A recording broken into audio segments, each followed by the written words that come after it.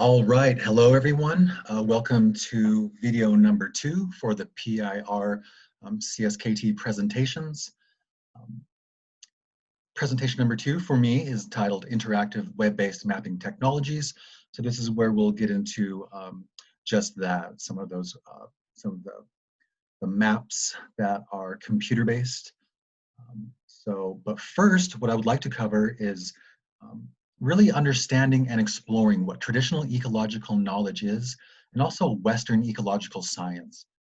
And how do we put those together in what's called a coexistence model? There's been several ways to theorize how to do this. I think some are more productive than others. So, okay, let's go ahead and jump into it. So traditional ecological knowledge, it flies under many names. The most common is TEK, traditional ecological knowledge, but you also see it titled Indigenous Knowledge Systems, IKS, or IWOK, which stands for Indigenous Ways of Knowing. Sometimes it's just Indigenous Science. There's several others that I've heard of. Several of the authors that I really like who have really explored this and separated apart and documented it is Barnhart and Coagli. I really like their paper from 2005 called Indigenous Knowledge Systems and Alaska Native Ways of Knowing. So they were part of a project called the Alaska Native Knowledge Network, and it started in the 90s, and I'm not sure if it's still going today, but they really did a lot of foundational groundbreaking work as far as identifying what Indigenous knowledge was, how it compares and contrasts to Western science, but it was specific to their tribes. Glenn Aikenhead was another researcher who also did a lot of work in this area. I really like his paper called Cross-Cultural Science Teaching, Rekindling Traditions for Aboriginal Students. So he worked with primarily the First Nations people of Canada and also the Aboriginal peoples of Australia. So I did put together 3 videos. I found videos to be really helpful when trying to understand what traditional ecological knowledge is. I feel like a lot of the published articles on TEK is rather academic, and to me, it's not easily understood. So I like to try and understand TEK from tribal experts, people who are actually practicing this currently. So to me, it just makes more sense. So first, let's go ahead and compare and contrast some of the main characteristics between TEK and Western science. So TEK really looks at aspects of the environment. Most of my examples will all be natural resource-based or environment-based.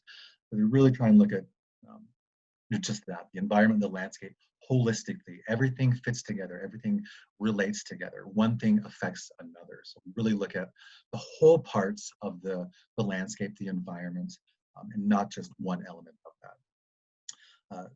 Indigenous knowledge it combined the physical and the metaphysical. So the metaphysical is, it believes that features of reality exist beyond the physical world, and that there is a reality beyond our sense perception. There's this belief that what is truly real is that which cannot be seen.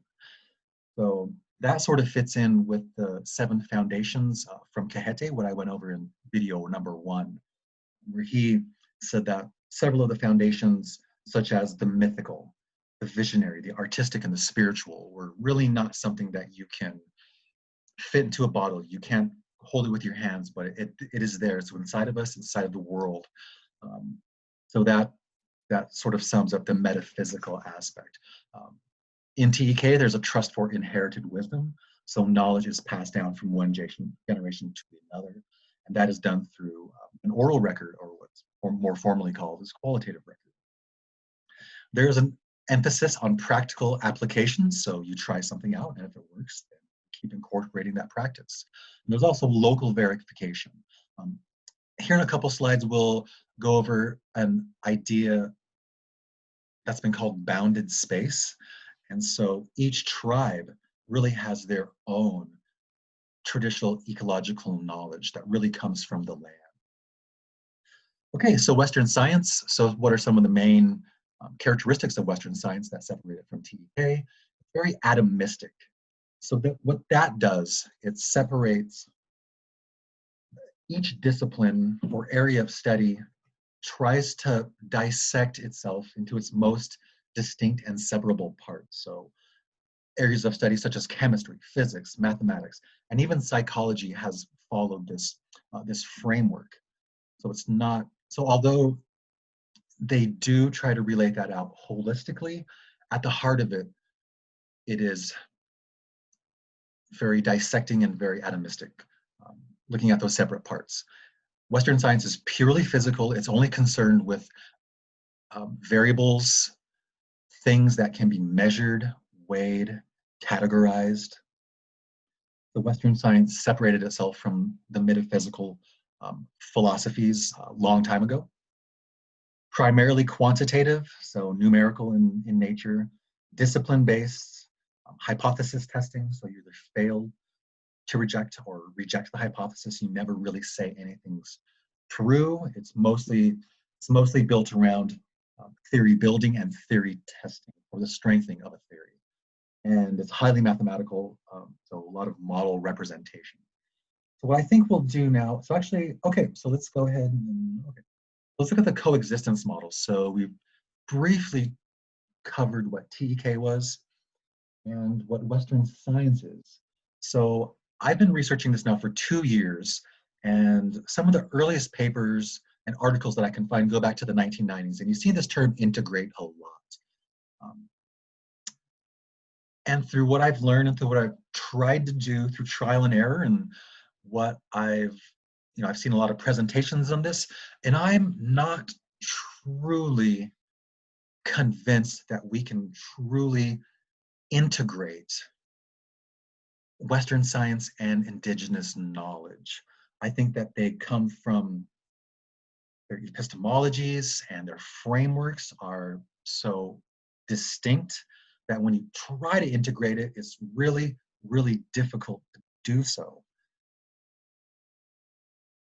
In the Aikenhead article and also the McGregor 2000 article, what they recommend is to actively support both systems side by side in the model that encourages equality, mutual respect, support, and cooperation. So really a balancing of the two worldviews. I like to think of it as finding connections between the two, but teaching each in their purest form.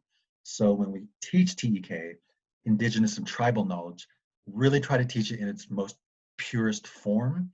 And when we teach Western science, really teach Western science. And where there are connections that can be made, and I'll demonstrate this in examples further on, then let's try to make those connections. But I'm really trying to get away from the term integrate, because I'm just not, I just haven't seen it, something that I'm really convinced that exists. So let's look at a diagram from the article from Barnhart and Coagley that I mentioned. So here in their paper, they make this diagram, sort of a Venn diagram, where they describe the characteristics of traditional native knowledge systems and Western science. And some of those that I mentioned, I think some of the most paramount ones are the ones sort of on the outside. And then they do find this common ground, which, I think that's natural. We're all human beings on this earth, so we all do have some overlap. Some of those principles are universe is unified, honesty and inquisitivity, persuasiveness, open-mindedness. But for me,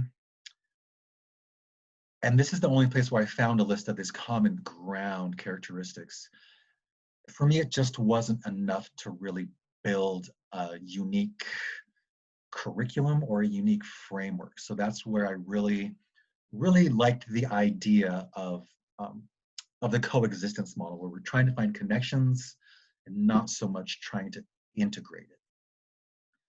So I did find some videos that were very helpful to me in understanding what TEK is. So let's go ahead and watch just a quick snippet. I really like their descriptions of TEK in this video. So we'll go ahead and watch a minute or two of this.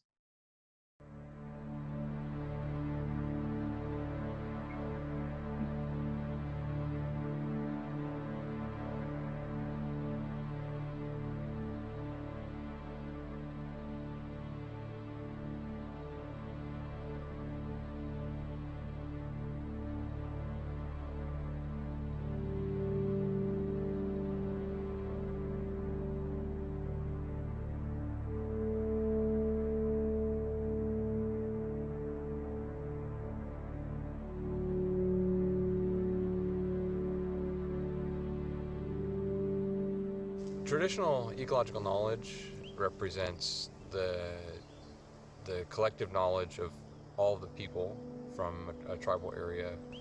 That knowledge, the collective knowledge, has come through generations over time, and it's recorded in stories, it's recorded in the landscape as you look at it, and you learn to read the landscape and understand the landscape through that knowledge of place.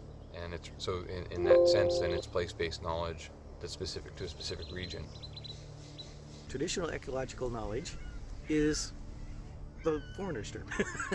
We just call it elder knowledge, or just the stuff we know. It's tradition. Actually, it would probably be the closest term, because for us, it's not segregated, siloed, compartmentalized like contemporary foreigner science. It's all together. They're all interconnected. So to us, it's all tradition. Traditional ecological knowledge, or TEK, as we know it, has an interesting definition because it can mean so many different things. It's different depending on the tribe, the location, the type of work or land management projects that are going on. Currently, tribes are sitting down and coming up with definition as we speak.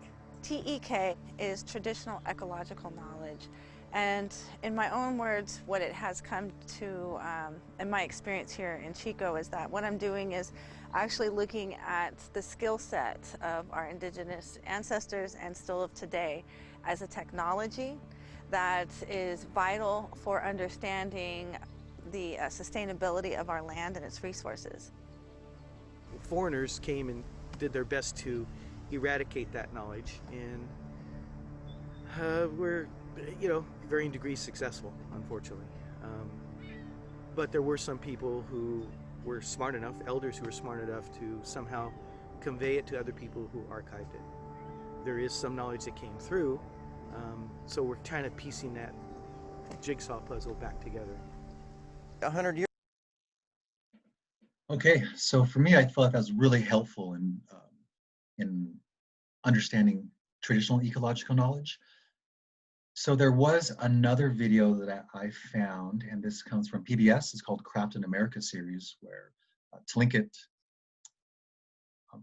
artist, he makes glass structures. He tells stories through those glass structures. So him and a curator sort of combined on this video. And I really like what she has to say about TEK, and also this concept of bounded space, which really helps to explain localized knowledge and knowledge that is unique to a tribe based upon the land area that they come from.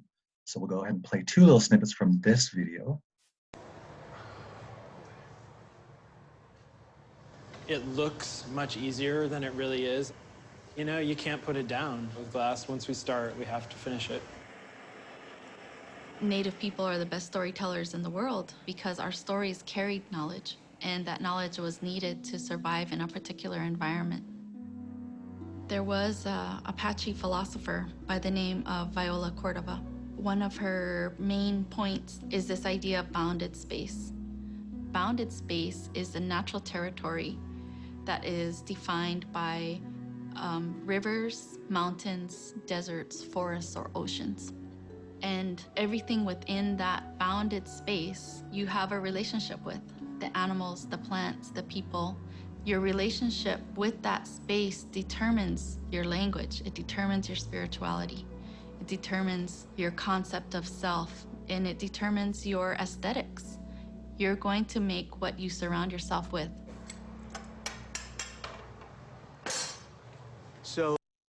Okay, so I'll forward it just a little bit. They really give a good example of a certain type of traditional ecological knowledge. So, and then get it hot. And so the more you gather, the more it takes to actually control it. Preston's work, one piece of his work is merely like one line in a story. It's the whole thing that he does. Okay? It's his culture, what he's communicating, what he's trying to say, the piece itself. Every object that was created in the Tlingit community was made from a natural element. The ladles were created from mountain goat horn. The cedar bark was harvested to create basketry. You know, the natural pigments that are used on the wooden boxes. One thing that is really fascinating is the whole science of creating these objects. There's a term called traditional ecological knowledge, and it usually has to do with gathering practices of Native people either for medicine or for food. In the Northwest Coast, we have the example of cedar bark. When you gather cedar bark from a tree, if the tree is going to remain standing, you can only take a section about a third of the circumference of the tree. That way the tree can heal itself and keep on growing. That is generations of knowledge right there that relates to this idea of traditional ecological knowledge, which goes back to the idea of bounded space and having this relationship, a long-standing relationship with the plants in your space. The ecological knowledge is embodied in many different pieces of Native art. That relationship with the landscape is what is inspiration for the art. Okay, so for me, I really like the idea of bounded space, how that ties in with TEK, bounded space, and also the land education framework from Video2, where the land, that was the framework from a paper that we looked at by Eve Tuck, who said that the land is the center for the curriculum. The land is what's teaching us. The land is what shapes the culture, the beliefs, and the values. So just to recap on some of the more maybe profound points. So the collective knowledge, so TEK is a collective knowledge from all the people in a specific area. So that's why TEK differs from tribe to tribe. And the idea of bounded space is that all of that knowledge will be different because the plants, say in the Pacific Northwest will be different from the Southwest.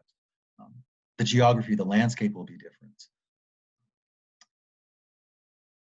An interesting quote from Ellie Metters-Knight in the first video, she said that she described it as the skill set of our indigenous ancestors and of today. So what that tells me is that traditional ecological knowledge, when I first started studying TEK, I thought it was sort of set in stone, that it was that generational knowledge that was developed and devised hundreds of years ago, maybe thousands of years ago, and that was sort of static, that it was passed down from generation to generation. But TEK really is something that's really alive and it's malleable, and it's something that we can contribute today. So that's for me, that was really motivating, that we can actually be a part of shaping TEK for the next generation. And then I sort of like the informal definition from Greg Castro. He said, as tribal people, it's the stuff we know. So for me, I really like just kind of being a little bit informal about it. Really, in a sense, it's stuff we know. The bounded space, I really like that idea. That was new to me. That was something I just was introduced to this last summer. So that really helped me piece together TEK and also the land education framework, and really feel like what we're doing is really on the right path as far as educating students for the next generation. Okay, so we've covered actually indigenous knowledge. So let's go ahead and move on to Western ecological science. So this is what I got my bachelor's and master's degree in. So I did have a professor named Dr. Zamora who really centralized and went out and found a lot of the concepts and terms for ecology. He's retired now, but when he first started, I think it was back in the early 80s, a lot of this knowledge was scattered. It wasn't really centralized. So he was one of the people who really centralized this to some really helpful and beneficial texts. So his definition is ecology is the systematic inquiry and body of derived knowledge about the relationships between organisms and their ecological environment. So what I like about ecology is that where it's connected to TEK is that relational aspect. So a lot of ecology tries to look at the whole system. What are all of the factors that are influencing some type of ecological outcome? So it does have elements of being atomistic, where it reduces some of the variables and things that we're looking at, but I guess the end result is trying to make connections between animals, plants, and the land.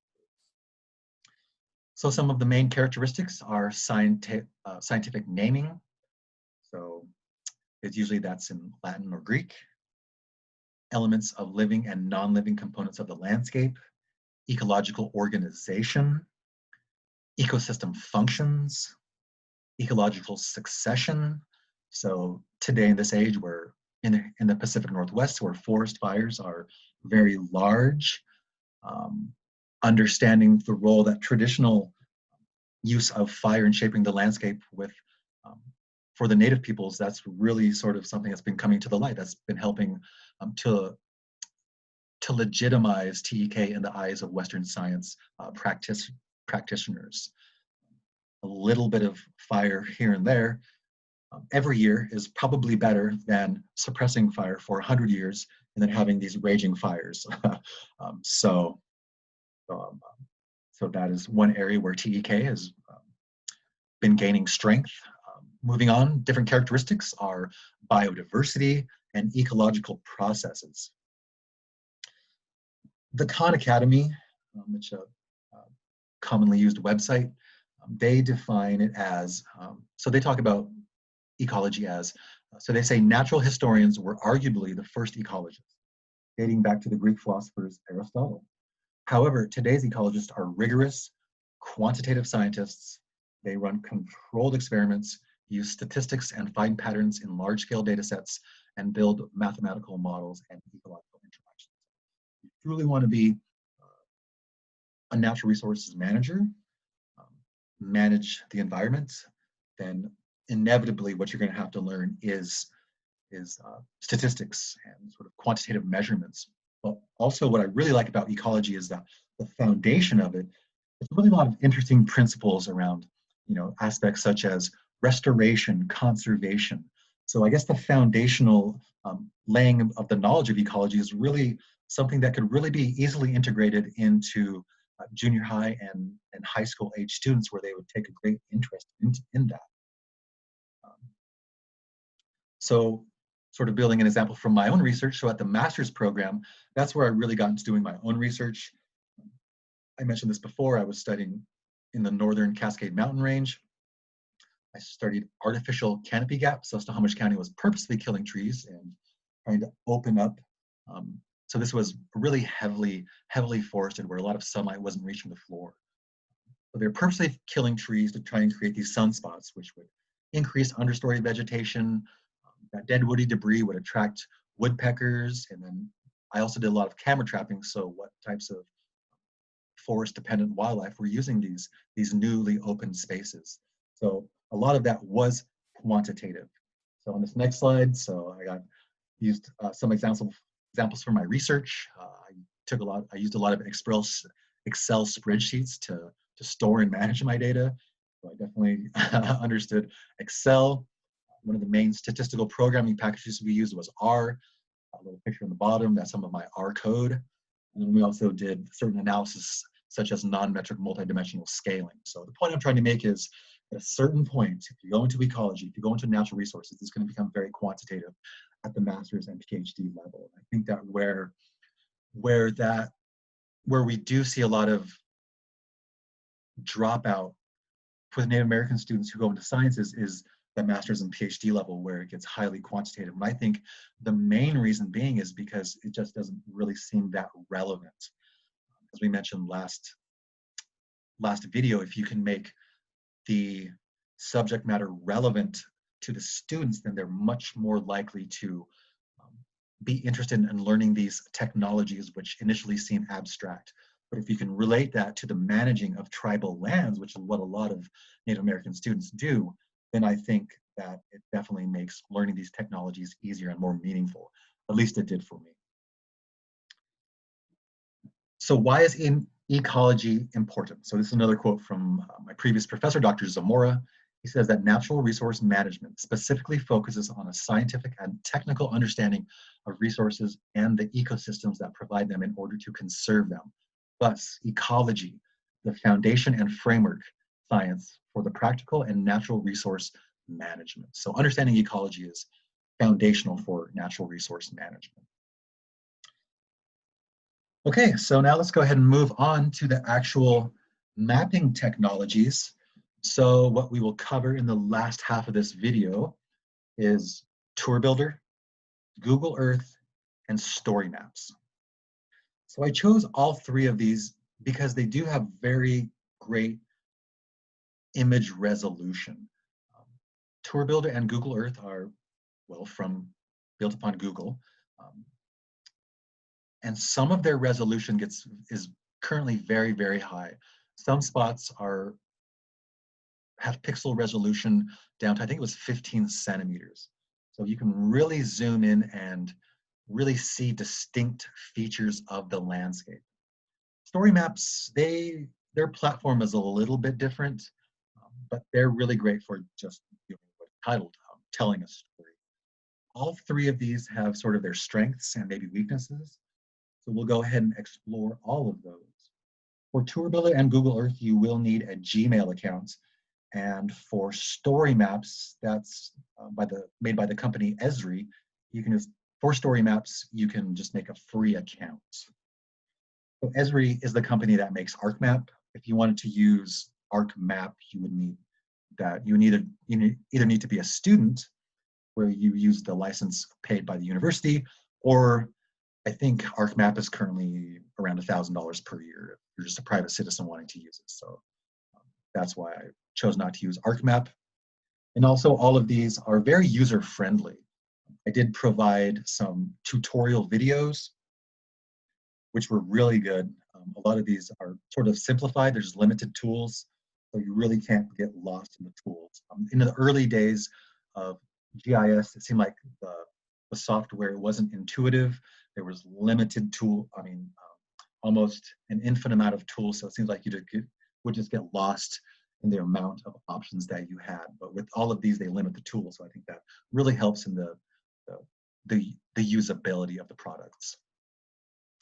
So Tour Builder, as well as Google Earth, as well as story maps, they sort of all do the same thing. They incorporate images, photographs. You can find videos, you can incorporate videos, which is very useful and very educational. You can also incorporate audio and text. So with most maps, the purpose is to tell some type of a story, relay information. What I really like about some of these, especially Google Earth, is that you can sort of go on a virtual field trip. So I'll try to provide examples for all of these coming up. So Tour Builder, here are two tutorial videos. When I taught myself Tour Builder, this is what I watched, and I felt coming away from these two videos, I really learned the tools and how to put it together. So here is the website that you go to. Let me get out of this PowerPoint and go to my Tour Builder examples. So when you log on to Tour Builder, this is what you'll see. If you go across the top, you have My Tours. Those are the tours that you built. There's shared tours. You can share them with other people. So I really like that. That really fits into education, classroom education, where students can share their product with others, or the student can share their product with the teacher. And they also have a gallery. I really like this gallery. I think they really did a good job of combining technology with culture, history of a culture. So Tour Builder, they gave some examples, and here's one around the Kanza language. So this is the Kanza language and the landscape. So this was the people who originally occupied the area along the Kansas River. So if we're talking about bounded space, this was the culture that developed from the people who had the intimate connection with the land, that knowledge up and down the Kansas River and the tributaries of the Kansas River. Let's go and look at this and see exactly what they did. So you can see I opened it up. It's sort of, you can see that on the left-hand side, you can see the slides. So it's sort of like a PowerPoint, not really. You can add each one of these little pins you see in the main map window. That represents a slide. So you have an introduction slide. So this is the Kanza language and landscape, the Kansas River. So you can see the Indians have been associated with the Kansas River since the 17th century. So they really go into this textual description of sort of the history of the tribe, their relationship with the United States government.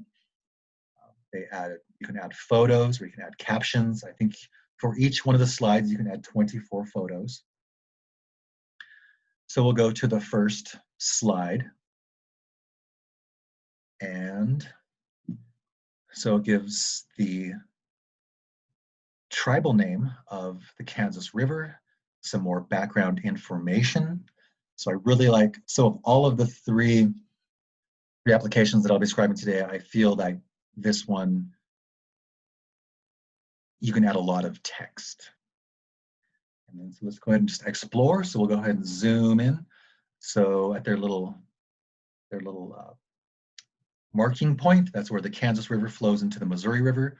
So you can see, we'll go ahead and zoom into an area. It gets really, really sharp. So this is really, really good. See the vans, streets, the shadows, tire marks in the field. So I really like the resolution that Google provides.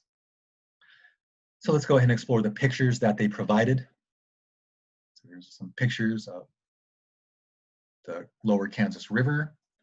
And what I really like is that they provided a video of the language and how to say these traditional words. Let's go ahead and watch one. Topik egacha. Topik egacha. Or Dopik egacha. Topeka Creek. They're named for the Kansas River. Okay, so I think that's very beneficial. So this is one example of how they use Tour Builder to add in elements of culture, spatial awareness, so we know exactly where this river was in relation to the United States, flows primarily west to east. So you're gaining a little sense of spatial reasoning and spatial awareness.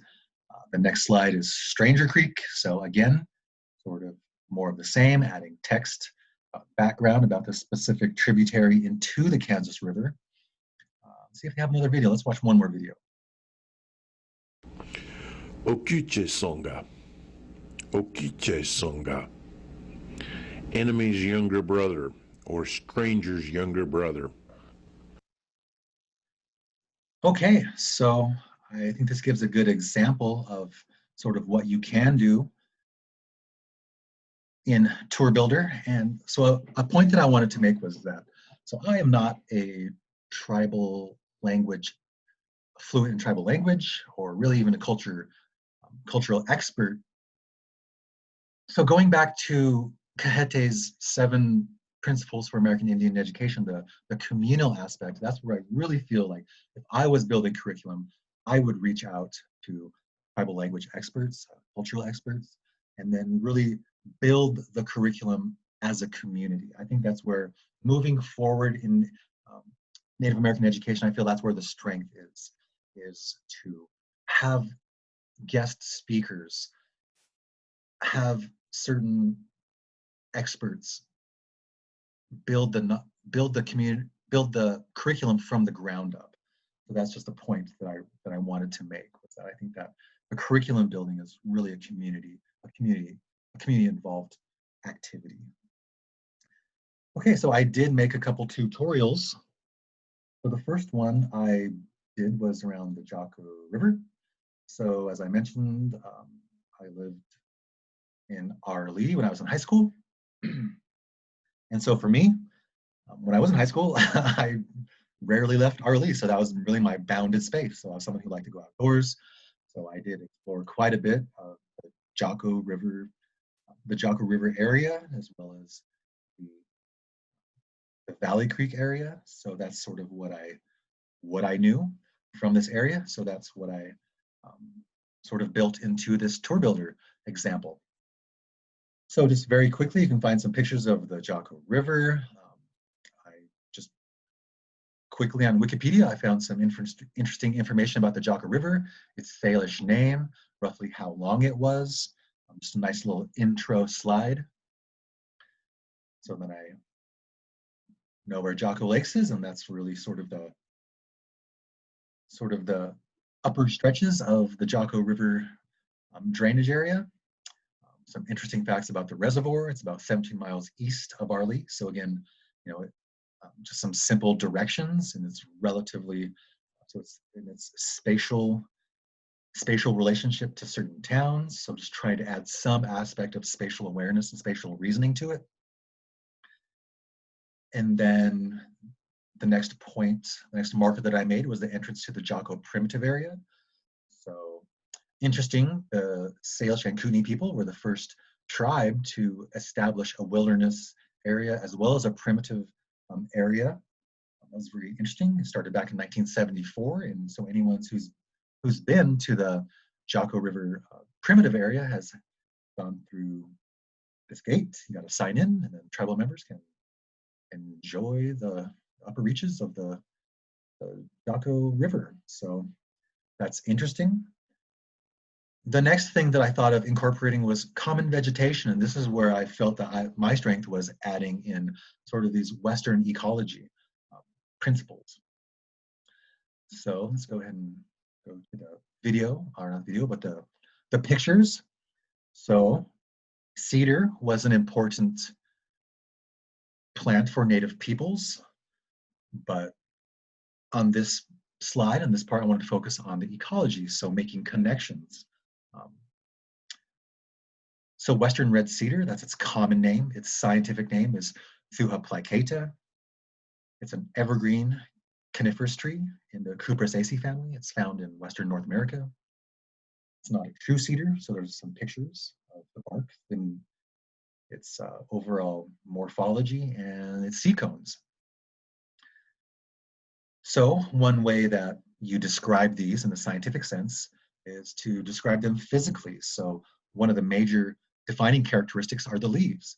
So for Western red cedar, the foliage forms flat sprays with scale-like leaves in opposite pairs. The successive pairs form a 90-degree angle. So those are some characteristics that Western trained ecologists identify one tree from another. There's several other defining characteristics. The seed cones. Here's a picture of grand fir, Abies grandis. It's a large evergreen coniferous tree, so understanding what each of those terms mean. This tree grows 40 to 70 meters, relatively tall, with a trunk of a diameter up to 2 meters. So it gets to be a relatively big tree for the inland Pacific Northwest. Another identifying feature are the seed cones. So for the grand fir, the cones are usually 6 to 12 centimeters long, 3.5 by 4.5 centimeters broad, 100 to 150 of those individual scales. The seed scales bracts are short and hidden in a closed cone. So if you see a tree that fits all of those characteristics, that's most likely a grand fir. Some more defining characteristics. I won't go into these too much. Starting to run out of time, but here's another commonly used plant for cultural purposes of huckleberries. The scientific name is Vaccinium ovalifolium. So just kind of wanted to run through that. That's how you can throw in or can make some connections to Western ecology. Here's another example for bull trout. So bull trout is common to Western Montana. It's called a great glacial relic because it adapted to the cold waters during the last ice age. So the Confederated and Salish Kootenai tribes have been doing several restoration projects along the Jocko to really increase the habitat quality for bull trout and bull trout restoration.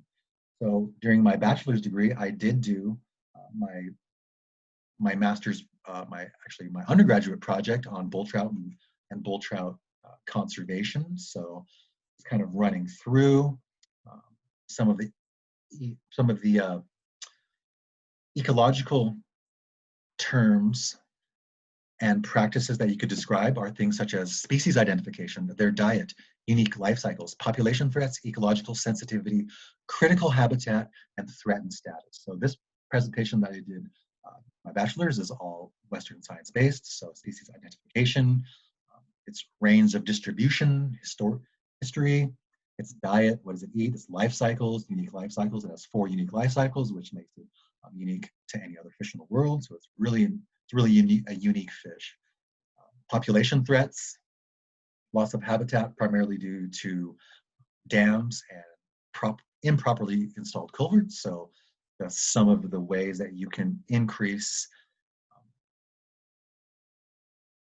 the amount of ecology that you could put into a potential curriculum for junior high and high school age students. So I'll go ahead and end that there. And let's go ahead and, so that is a really quick examples of what Tour Builder can do. So I think the students at the junior high and high school age should easily catch on to this. It's very user friendly. So let's go ahead and move into Google Earth. So Google Earth. So I made a project in Google Earth, and this is relatively easy. It's a little bit more difficult than Tour Builder, but with maybe an hour's worth of practice, you can use all of the tools. And what I really like about Google Earth is the visual aspect. It has 3D applications where we can really see the lay of the land.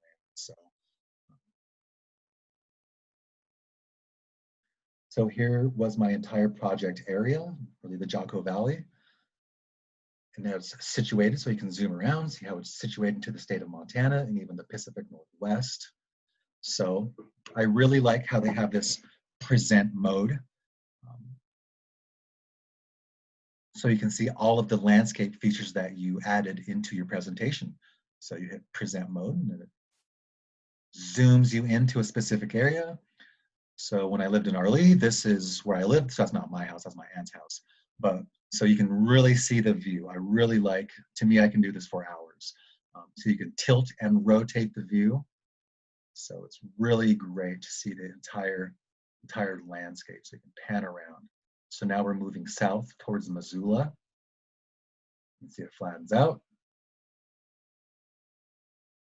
You can see Dancing Boy Mountain towards the center. And now we're panning and zooming around. So looking straight ahead now, that's the upper reaches of the Jocko tributaries. And we can barely see the Mission Mountain Range. And now we're looking towards the city of Arlie, going towards Ravalli. So I really like that aspect. It's such a nice component, to have this 3D, the 3D visuals.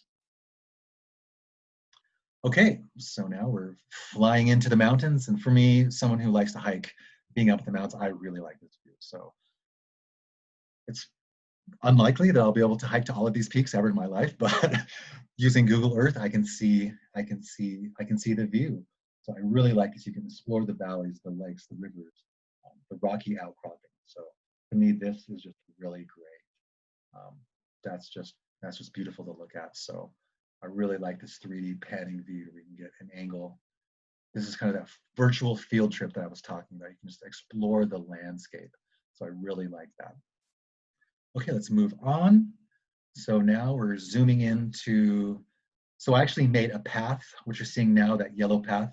That was the path from the house that I lived at on Vanderburg Lane. And so you can make paths very easily. Just a few clicks of the buttons, you follow a route, and that was the path to high school. The next place we'll zoom into is Wilson's Food. So they have this feature, this little yellow person right here, that's called Pegman. And I don't know if you've seen, several years back, there were the Google cars with the little camera globe on the top. They went and recorded all of the digital imagery. So if they have that, then you can incorporate that and you can zoom around. So there's a lot of different features. All right, so for the sake of time, I think that I'll move on. Okay, so I made a polygon of the powwow grounds. So there's the powwow grounds, so you can do a lot of different features. So I just wanted to show one more thing. So let's go ahead and, if you click on this little compass, it orients it to the north. So let's go ahead and, something that I wanted to do was to zoom into the Agnes Vandenberg camp. So this was started by Agnes Vandenberg. It's traditionally called Culture Camp. I've been to it a few times. So something that you can do that's really interesting is sort of incorporate that with the topographic maps. So let's go ahead and bring up the topographic map. So here you see in the red oval, I've outlined where the Agnes Vandenberg Culture Camp is. And from this, we can sort of integrate and use these topographic maps and Google Earth to get a better understanding of reading these topographic maps. So remember, lines spread out further apart represents flat areas, and the lines closer together represent areas of steepness. So I think for starting out, it would be really beneficial to pair up the topographic maps with this 3D aspect of Google Earth. So right from the start, you can see, okay, now those topographic lines are beginning to make sense. So I really like this feature.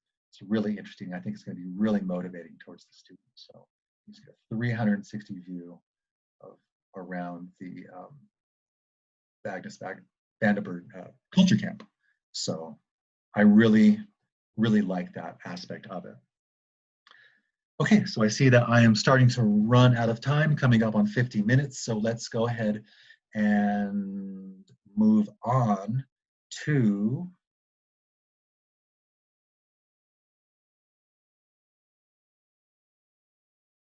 Esri Maps. Story maps. Okay, so as I mentioned, you can go to the website. So it's storymaps.arcgis.com, make a free account. And in that, they do limit some tools. You can pay a certain yearly fee and you can get all of their tools, but they do give you a good supply of free tools to use. And so far from everyone that I've talked to, there's really no need to buy the subscription for those added features that they will supply. So again, there is a tutorial video right here. There's story maps, but so I mentioned in the previous video that I've been working with several tribes from around the Pacific Northwest. And one of those tribes is the Colville tribes, and they put together a really nice Esri story. So let's go ahead and explore what they did. I really like what they did. So go to their story maps. Okay, so the Confederated Tribes of the Colville Reservation, that's actually 12 different tribes on one reservation. So here's the story maps that they put together. And initially, story maps looks really complicated. But if you watch that tutorial video, it's really much the same, just adding in images, uploading images, typing in text. You can add in videos. The layout, you can sort of change the layout, and I really like that aspect of it. So what they started on this one, what they did was called the sidecar. So you can see on the left, the text is scrolling up, but the main image window is staying the same. So you can sort of tell a story around a centralized image. So you can see they added in text, added in pictures, changed the main viewing window, and that's relatively easy to do. They're adding text about the traditional territory. And now they're moving on specifically to the Methau people, where they originally lived. So you can see this outline of where they lived. Designates the land, that bounded space, the area that was unique to the Methau people. And they added in some audio.